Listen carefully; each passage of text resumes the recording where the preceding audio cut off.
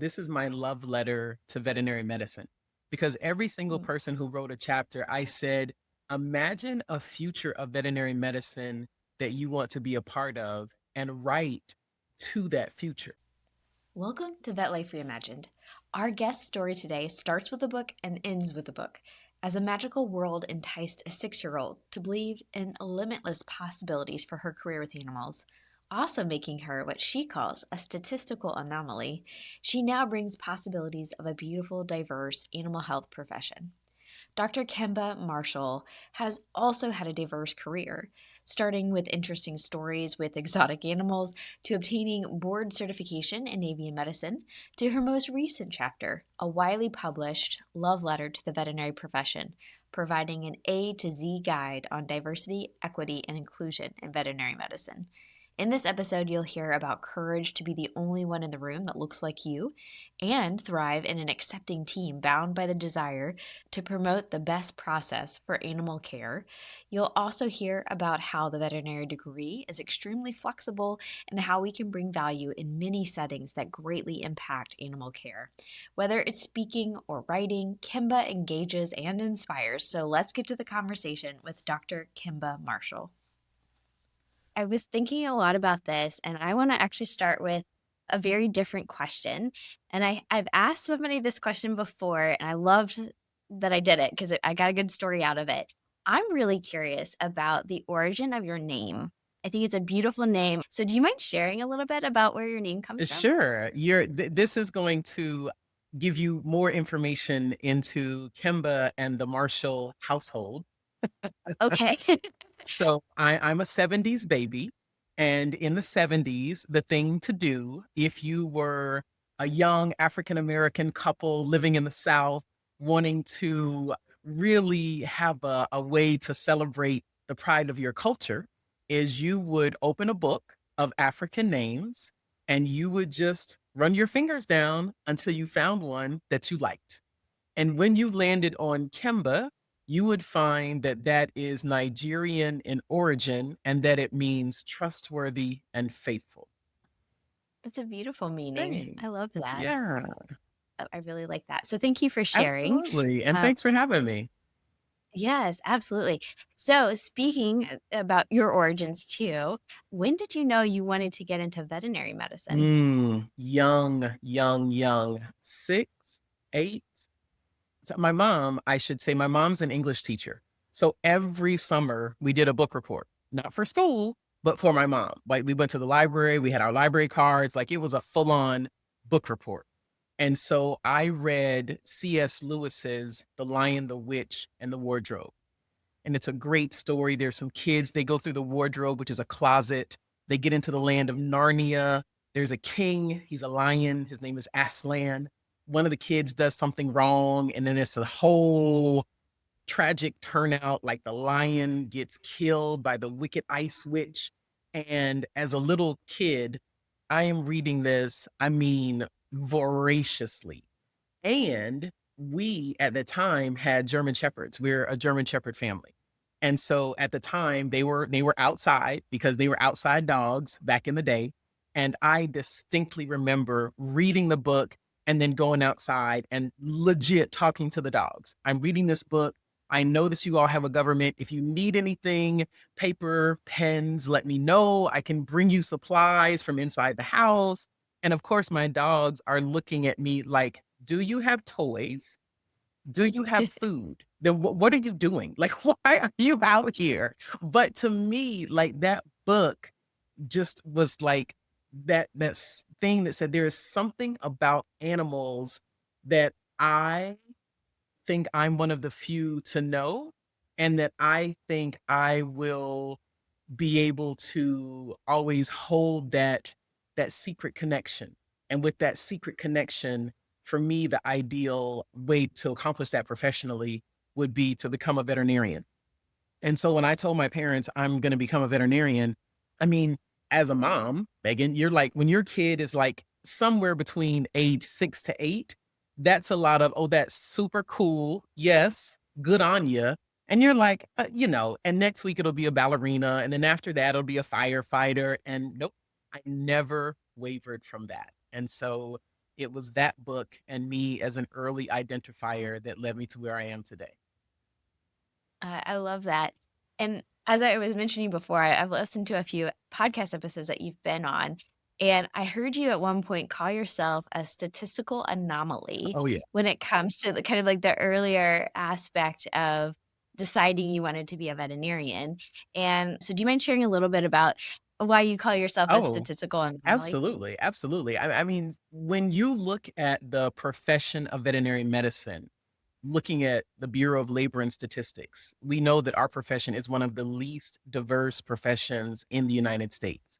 And so African Americans make up fewer than 2% of all veterinarians. And so when I was growing up, the first veterinarian I ever saw was an African American male who was vaccinating my German Shepherds because we're a German Shepherd family. And so as a child, that doesn't register as something significant. But as a child, I did register that becoming a veterinarian was very approachable and very close to me and very tangible because I literally saw my dogs getting cared for by Dr. Larry Wallace. And so when I think about all of the stars that had to align for me to be a child that had a family who, quite honestly, could afford to take their dogs to a veterinarian. And oh, by the way, that veterinarian who's around the corner from our house, our neighborhood veterinarian, was an African American male. On paper, there's no way to math that out and say that that is going to happen. And yet it happened. And here I am. Did you ever like volunteer with that clinic or talk to that veterinarian at Well, all about being a vet? I think now I have been practicing veterinary medicine for several decades. I think Dr. Wallace wrote one of my letters of recommendation. I never worked in his clinic though, because I'm super close to my dad. And so when you're young and it's the 1980s-ish, you can start working at say 13. And so my first and only job that I ever had was at the Museum of Science and History, which was on my dad's way to work. So my dad was like, "Yes, you can have a job, but I'm not going out of the way. Wherever I'm taking you, I better be on the way to my real job." And I was at the Museum of Science and History because they had a vivarium. So we had snakes, tarantulas, scorpions, lizards in this museum, and we would do tours and demonstrations. And so I remember as a kid walking around the museum with a scorpion in my hand, asking other kids and parents, "Do you want to pet the scorpion?" And I remember I was also the show stopper, and we had a snake, and that snake's name was Motasap. And Motasap was a 13-foot boa constrictor. And I had been telling my mom, "You gotta come to the show. You gotta come to the show. I'm in the show."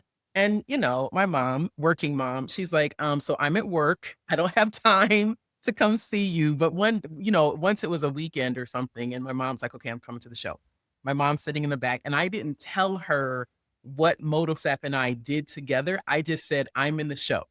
And so my job was to wrap him around my ankle.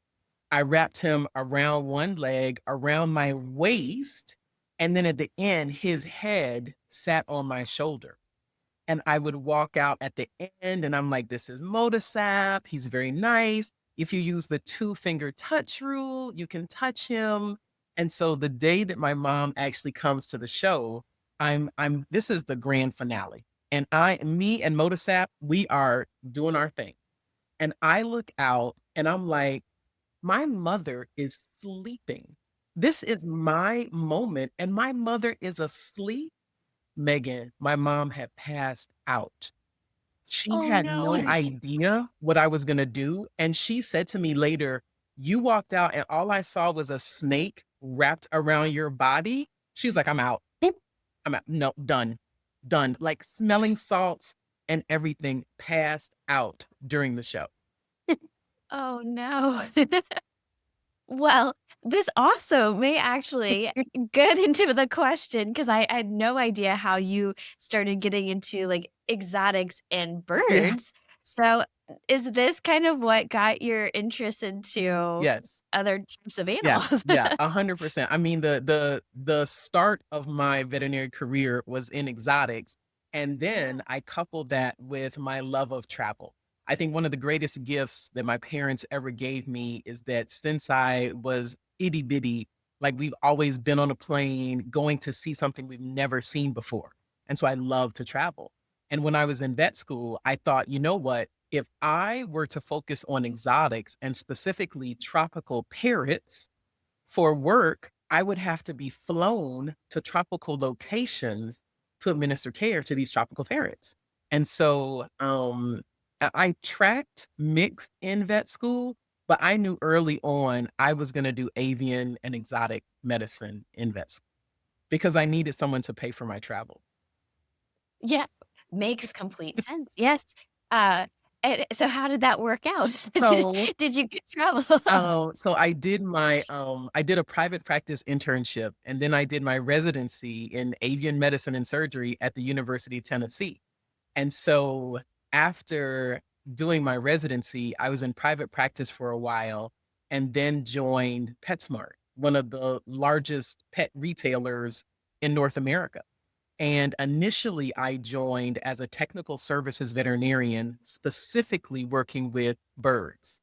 And during the interview, I asked them if they were going to provide me a passport because one of my duties was to go to breeder sites and work through a quality assurance manual and audit to make sure that the breeders were upholding PetSmart quality assurance standards. And they were like, "Passport." And they were like, what do you need the passport for?" And I was like, "Oh, well, the breeders, I'm sure, are on these tropical islands. So I'll be going there." And they were like, "Oh, yeah. So the breeders are in Dallas, Texas, kind of outside of Dallas. So you don't need a passport for that." And I was like, "Oh, okay, off I go." Now, I will say I still needed the passport because we had stores both in the United States and in Canada. It's just that I didn't need the passport for what I thought I needed it for. Canada is a little less A little tropical. less tropical. Yeah, and I did a lot of audits in the fall and the winter. So, yeah. Yeah, yeah, yeah. Of course, that would be the time they send you to Canada. Aw. Well, I happen to know you have been able to travel since then, but maybe we'll get to that. But yes, all, good plans and all of that. But I did hear you once say that, when you were going to PetSmart, Mhm. this felt like a dream job for you. So what about this did you feel like was like you had made it? So a couple of things. Prior to that, I did not have any idea that corporations like a PetSmart, like a Petco hired veterinarians. And so just the thought that there were veterinarians solely focused on the quality of pets, and not every living thing sold. So feeder crickets, feeder fish, mealworms. I mean, you name it. There are veterinarians focused on the quality of those living animals. So that to me was mind boggling in a very, very positive way because sometimes what we hear in the news about breeders and retailers does not always hold them in a positive light. And so that was the first one of the first times that I was aware that literally anywhere that there are living animals, veterinarians are there somewhere. Most often we're in the background, right? Because we're very focused on animals and we're not here to, be the one that has the microphone and during the interviews. But that to me was very rewarding and made me feel extremely proud of the profession. And then the other thing that I would say is PetSmart to me had a really good approach to doing quality assurance. So as a veterinary team, we reported to the merchandisers who made those purchase orders. And if we had a breeder fail an audit, we as the veterinary team had the ability to turn trucks around and say, we refuse shipments because you're not in keeping with our audit standards. And I thought that that was very refreshing because you and I have both seen times where there is an audit and you have a technical service team or a team of subject matter experts, but that audit goes into file 13 and oh, no one found it and oh, no one ever looked at it. But I mean, these audits were taken very seriously, not only by the corporation, but also by the breeder, by the breeding community, I should say.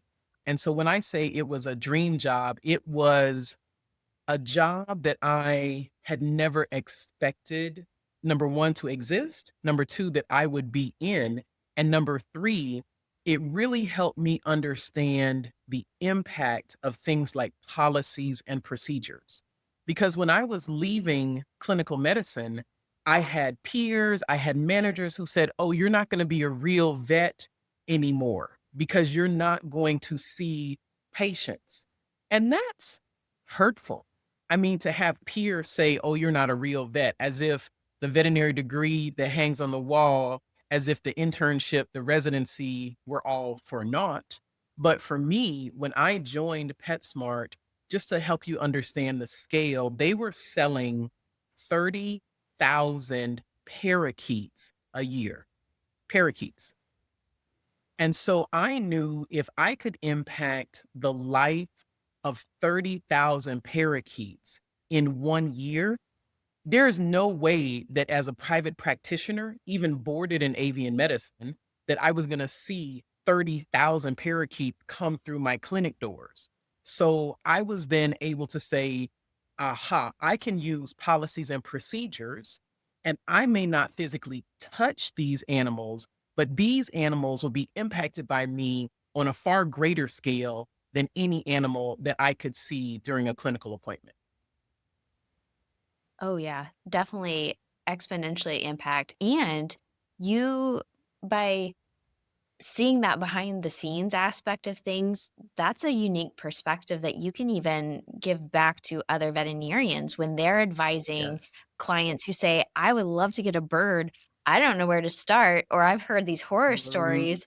Where do I start? And you're able to know what to look for or where to point Yeah. them. And so you're able to kind of give that back to the veterinary community Yeah, too. exactly. Yeah. Yep. And I always tell people, anywhere that you see animals, always know that veterinarians are somewhere. They have to be, and I would tell people all the time, it wasn't just the live animals that we had influence over. I mean, we looked at toys, treats, sweaters, hats, goggles, everything that you see in that store. Veterinarians have the ability to say, I have concerns about this. This is a great product. We need to tweak this product before it's going to be safe to be put on the shelves. So PetSmart really opened my eyes to a different definition of impact, specifically through policies and procedures. Yeah. It's so funny. I just had a conversation a little earlier today about that wherever animals are impacted, a veterinarian needs to be there. And Yeah. so it is good to hear when other people agree and are employing those veterinarians in those very settings. Because you're right. It's good to know that the relationship with us, the pet parent, we can impact them in all aspects of where they go to take care of their pet. Yeah. Yeah. And Or any yeah. animal. And retailers, merchandisers are looking for that opinion. So if we said, for example, I will say that when you look at the habitats that are inside of a Petco or a PetSmart, veterinarians are looking at those habitats. It's not just a glass box with some bedding where chinchillas are running around or guinea pigs are running around. We're looking at heating, we're looking at lighting, we're looking at the cleaning, the disinfectant cleaning products that are used. Like, it's really a holistic evaluation of everything that's going on in the store. And I will hold out for you that, yes, there are times when we see some breeders who do some things that are really reprehensible, and those are the things that are going to be in the news. But when you think about breeders who are supplying animals for a Petco and PetSmart, these are some of the best run, well-maintained facilities. Of course, the general public won't ever be able to see them because it's not safe for the animals, it's not safe for the breeders. But I do want people who say all breeders are terrible and all breeders are evil to pause and say, there are breeders in the United States, in Canada, that if I walked you through those facilities, you would say, they do a better job than I do taking care of my own pets in my own home." I feel like everybody just feels really good right now about that because again, I that is definitely a question right now. So, this was your dream Mhm, job. Things can change. So, what happened that led you to something very different? mhm. Where I also heard you talk about you didn't have any of the qualifications for the job, or at least you initially it would look like. Yeah. So, what led you to the next step? Yeah. So PetSmart's headquartered in Phoenix, Arizona. And I am born and raised from Jacksonville, Florida, and just began thinking, as my parents get older, I want to be a little bit closer to them because it became not challenging, but it was a bit of an ordeal. Like it's a full travel day to get from Phoenix to Jacksonville, Florida. And, if there was ever an emergency, like I could not quickly get home. So on the personal side, I was thinking about those things. Professionally, what I fell in love with was my ability to impact and influence inside a corporate setting. So, talking to the general counsel, if we had legal concerns, talking to merchandisers, if we were talking about what products are going to come into the store, talking to breeders, like I really felt like I was impacting and influencing a lot of different portions of the business. And some things happened where there was a leadership change, and my ability to have that impact and that influence was there no longer. And I remember specifically talking about like my what I would call an individual development plan, where you kind of look, at, maybe a 1 to 3 year outlook and say, these are the skills that I think I'm good at. How do I get better at these? These are the skills that I really could improve. What opportunities do I have to get better at those? And oh, by the way, what is my next step? So many times as a subject matter expert, you're brought in pretty high, but when you're asking for the next step, a lot of times there is no next step. What I heard all the time is, you're a veterinarian. We hired you as a veterinarian. What more could you ask for? And I would always say, I cannot sit in this same desk, this same role, do this same job for 30 years. There has to be something more than I could do. And what I found was at PetSmart, I had done all of the things that I was going to be able to do there. And actually, it was talking to one of the best managers that I've ever had and doing my individual development plan. And my manager said to me, when I look at your resume, what I don't see is the research and development. So at PetSmart, I was able to look at products and say, this is what I think about products. Should they come into the store? Yes, no. But that product development piece, where we have a blank piece of paper and then eventually there is a product, I didn't have that experience. And so when Land O'Lakes Purina Animal Nutrition Center said that they were hiring a technical services veterinarian that happened to be based in Missouri, which is a little bit closer to Florida, I said, I gotta go see what this is. So interestingly enough, I will tell you that Land O'Lakes Purina and Nestle Purina share the same name, last name, but they're two completely different companies.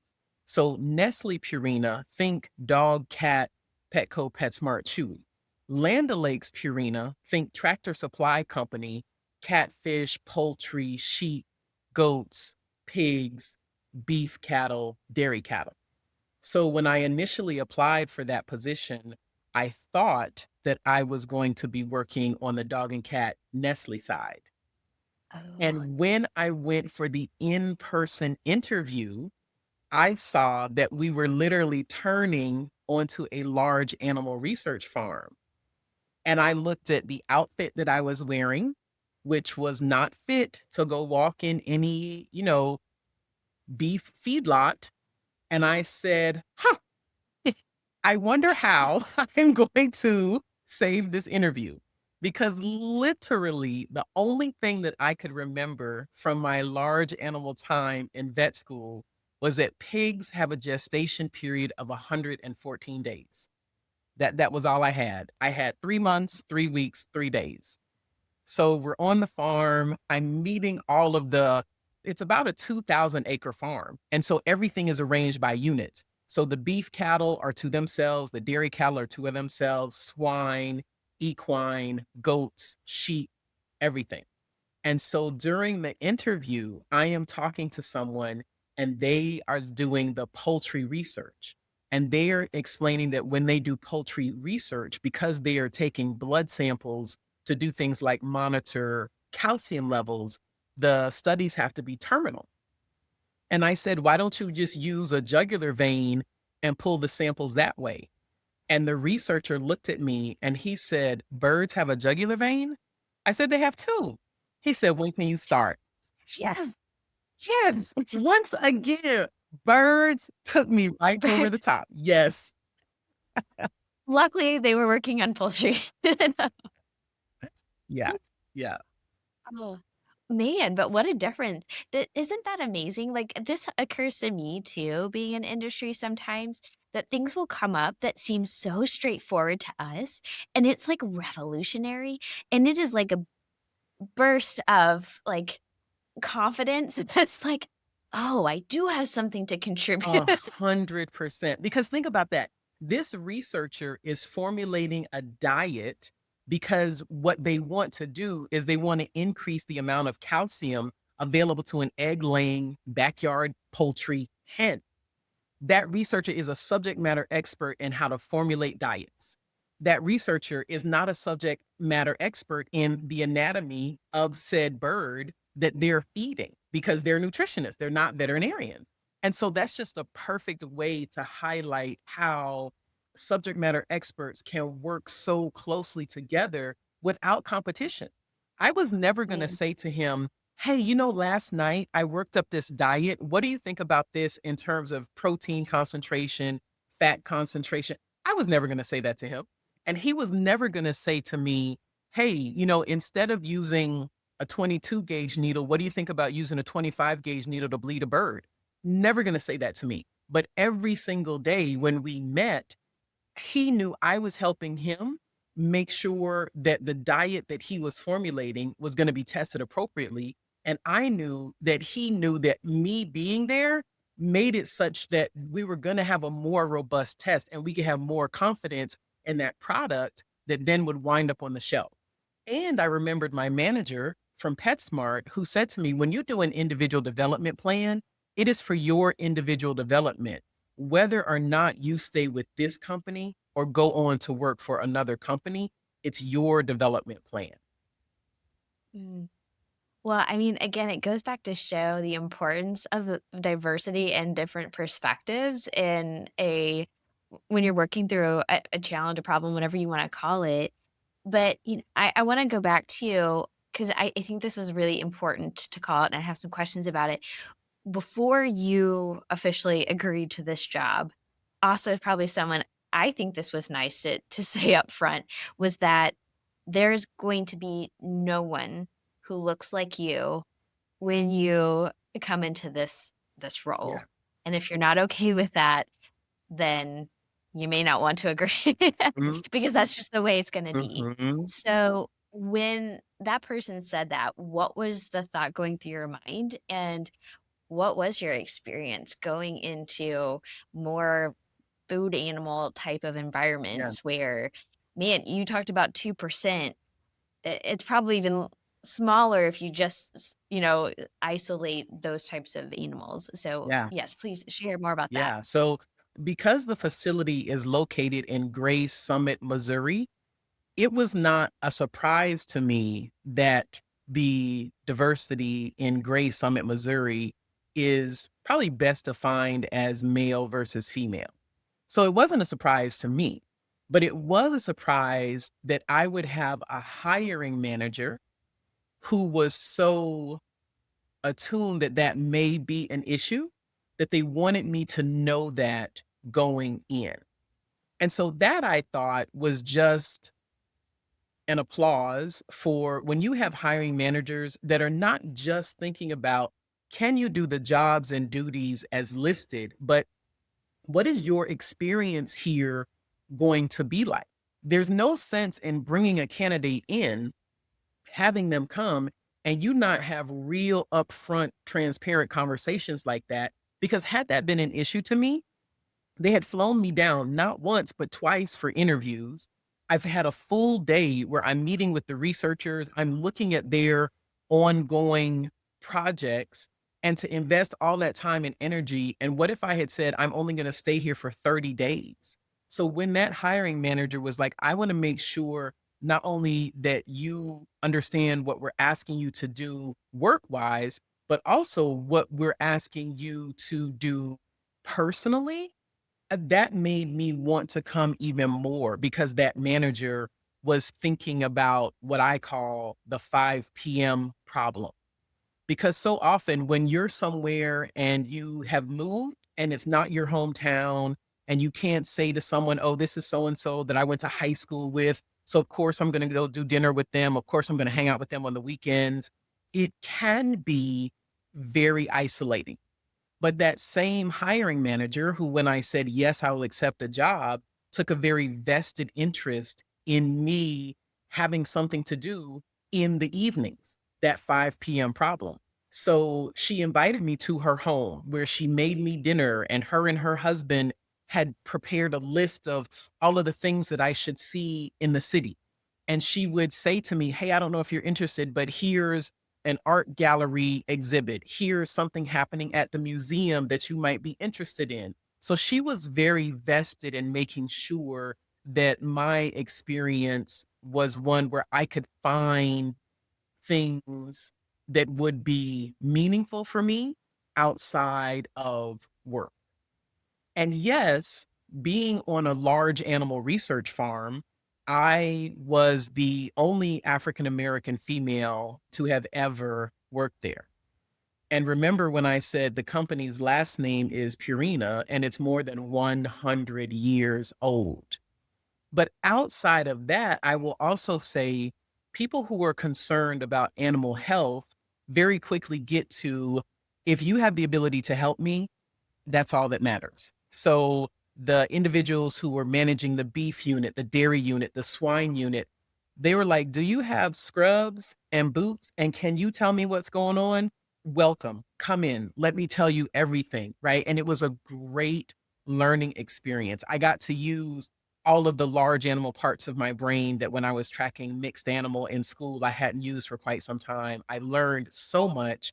And because it's a research farm, they really prioritize getting to the root cause of any illness, any disease, which meant that we necropsied better than 95% of every animal that ever died on that farm. And if you want to relearn anatomy and physiology, do necropsies.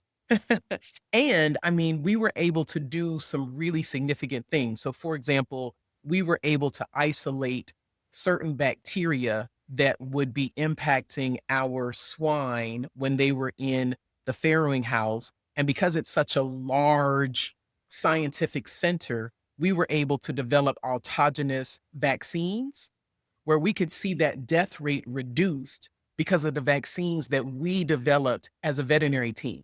So again, when you're thinking about impact, you don't just say, "Oh, it's a nutrition company and all I'm going to do is do vaccines and think about dewormers." You go in and you say, "What are all of the animal health problems that you're having? As a veterinarian, what can I do to bring value to that?" And again, it was such a symbiotic marriage when you go to anyone who's a producer and say that your death rate or your loss rate is reduced because of those necropsies that we did.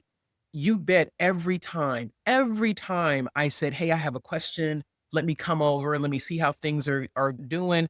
They're like, "Please come because we know that you're going to be able to help us." So it was a tremendous, tremendous opportunity. And I still have a lot of good friends at that farm. I'm glad you had such good experiences in these, but as life happens, there are moments where there's time to reflect and kind of see if there's something that else, because you seem to be a very growth-minded person, Mhm, right? It's like, I can't sit here and do the same thing over and over and over again. You have that interest to continually learn and make impact in different mhm, ways. And so I think it was around pandemic time where you stopped and thought about a few things. So what was kind of that pivot moment for you when it was time to maybe think about doing something a little bit different? mhm. So during the pandemic, George Floyd gets murdered. And at that time, everyone is at home, sequestered, isolated. So we're all watching the same thing, but having very personal, very individualized reactions to what we're seeing. So there's George Floyd, there's Ahmaud Arbery, there's Breonna Taylor, and just there's a lot of things going on, and we're seeing it, but you don't have the ability to go to work and talk about this in a break room. You're just wherever you are having this individual experience. And a lot of my colleagues were reaching out, texting me, having questions. And I remember one of my very, very, very good friends and my classmate, Dr. Mia Carey, I said to her, "Why are people asking me questions? I have nothing to say because just like other people are processing, I'm processing. I have nothing to say. I don't know what to do. I don't know what's happening." And Mia said to me, "But what if you did have something to say? Is that possible?" I was like, maybe that is possible. And so she really just interrupted that whole loop that I was on mentally. And then that question of if I were going to say something, what would I say? What would that be? Is what led me to my next chapter. I was gonna ask how you met Mia. So were you said you were Yes, vet classmates? school classmates. Okay. Yeah. You really have known each other For a for a long time. long time. How Yes. Yes. and you kept in touch that Oh, long I mean, well, my too? whole class is very, very I mean, we Okay. vacation together, we do reunion trips, we have group text threads. So I'm close with my entire class, but Mia and I have just been very connected for a very long time. And, like anything, we work on maintaining that connection. Yeah. Well, and you do. You're doing lots of things together and offering different things together. So when Mia, it sounds like she even maybe presented a little like a challenge, which usually it's the people who know us that well that can do Right? that. Isn't it true? Um, Yes. it is. So she kind of gives you maybe a different way of looking at it and a smidge of a challenge. Well, how do you decide what to do next? Because I'm sure it's intimidating too. Because Yeah, it's this is uncharted. vulnerable. It's This is different. right, Yeah. right. And there's no thing that's the way to do it, right? This is not a spay or neuter where I look and there's certain steps and this is what I'm supposed to do. This is how are you responding to political things, societal challenges, societal questions, and there's no manual for that. And while that was happening, as things often do, my time at Land O'Lakes Purina had also come to an end. And so now, not only am I thinking, what am I thinking about in this pandemic era where we're all at home, we're all spending a lot of time thinking, and we're all answering questions like, if I'm not sure how much more time I have to live because there's a pandemic going on and I don't know if I'm going to live through this, what are the things that I can do that are most impactful? And as my time at Land O'Lakes was ending, that door was closing. The door that opened was that Wiley Publishing reached out and said, "Would you consider writing a book? Because we want to have a book about diversity, equity, and inclusion in veterinary medicine." And then from that question that Mia asked, that reframing, like, what if you did have something to say? I was really able to utilize that time during COVID and really start thinking more deeply about specifically in veterinary medicine, where I feel like I have impact and influence. What would I say? What would I do? And then that project came to life. And to expound on something that you said that like during the pandemic, you were having an individual experience, and that the reason I pull this out because I think this was one reason that you decided to go about building this book was that this is a topic where it's an individual experience type of a situation, and the more perspectives, coming back to that, that can contribute. I think that you are seeing that this could really put more meaning behind what this really means for the profession Exactly. and beyond. So, how did you go about forming the, I guess, Avengers of the book? Yeah. All the people that were going to contribute. Yeah. Well, I knew instantly that I could not write a book about diversity, equity, inclusion on my own because I'm one person with one lived experience. And if I was the only one who wrote it, that wasn't going to be diverse or equitable or inclusive.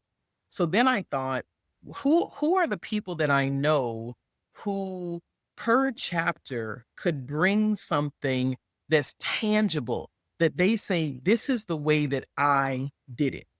And so I knew that I wanted people who had done things inside and outside of veterinary medicine. And I knew that when I thought about the chapters, right, the chapters are an A to Z guide because so often veterinarians and veterinary technicians and veterinary caregivers, we want to know, even if I don't know, here's the way to do it, I want to know here's one way to do it. So I wanted to offer by chapter, here's one way to do it. And I looked at people who could bring that to life for me. So, for example, the book starts with the chapter Access to Care. And so I reached out to Dr. Michael Blackwell, who had been my dean when I was at the University of Tennessee, because he's doing amazing work with a program now, which is called Align Care, which answers the question, how do we make it so that individuals that fall below the poverty line and who are living with their pets, who are their bonded family members, can still access care?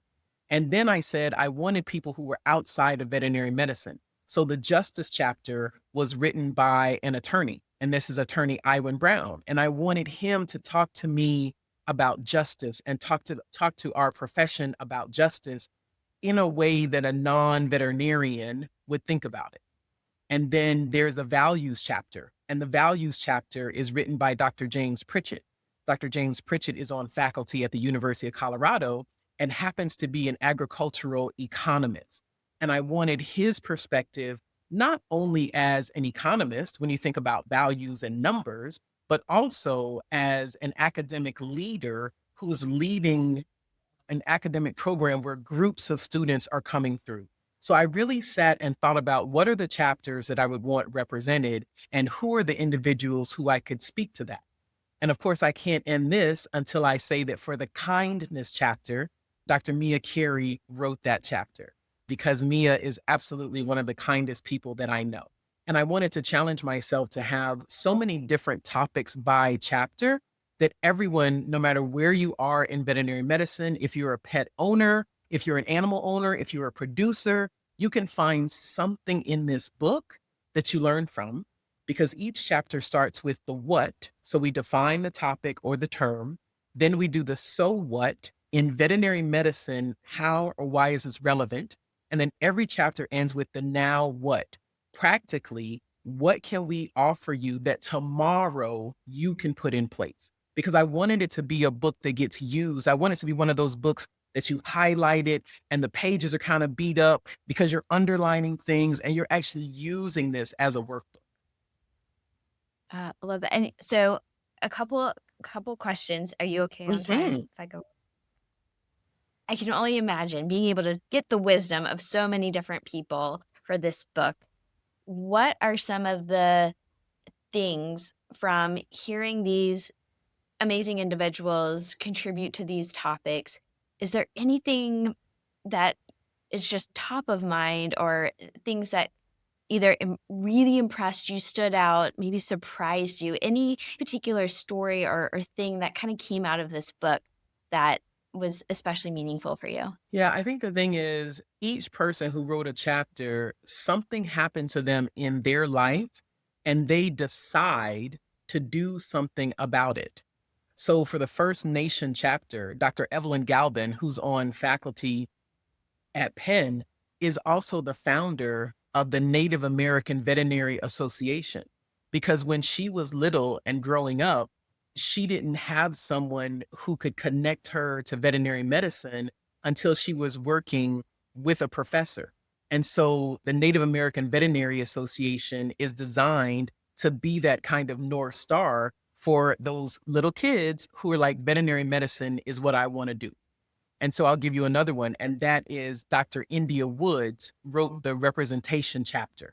And the representation chapter she wrote because when she was a student at Auburn, she realized that they didn't have an existing pipeline program. So she stayed on after she graduates from vet school to be the creator of their pipeline program so that students who are young, these students are middle schoolers, high schoolers, can get connected to Auburn, have some experiences where they're on campus, and then be a way to start that pipeline. So everyone that I asked to write a chapter has done something positively to impact the profession. This does not sound like your ordinary textbook. This Right. sounds very storytelling, like very personal, which I'm just so excited to read it. How do you foresee this is great for Will that's currently in the profession. How do you foresee this helping maybe like you said, like that was a great example of someone who's trying to start younger, Mhm. uh, get especially because just like you and myself included, we were early identifiers. Yep. A very large percent of people coming into animal health know it at a young age. Mhm. So, does this book offer an opportunity to help reach the younger generation to get them into our animal health care community? Yeah, that's the whole goal. I tell people like this is my love letter to veterinary medicine because every single Mm. person who wrote a chapter, I said, imagine a future of veterinary medicine that you want to be a part of and write to that future. So I want young people who are interested in veterinary medicine to pick this book up and say, that's someone that I can contact. Dr. Rustin Moore, Sandra Knoblaw, and Sue Dawkins at the Ohio State University wrote the belonging chapter because the Ohio State University College of Veterinary Medicine is doing amazing work around improving the academic environment for students. So if I had a student who said, I don't know where to start, if they get to chapter number 2 and they say, wait, what if I reach out to the Ohio State University to ask them about their pipeline program?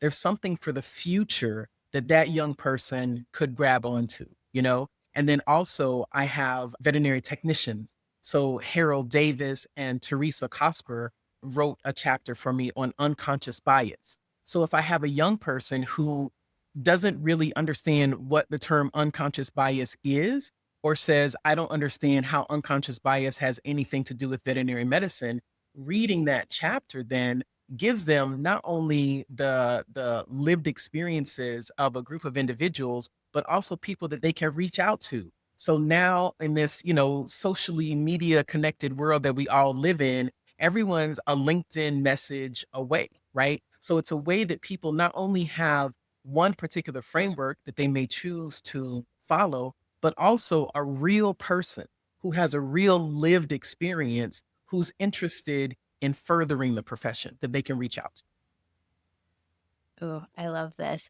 Well, thank you. I am glad to be able to share the word about this because I'm very excited by it.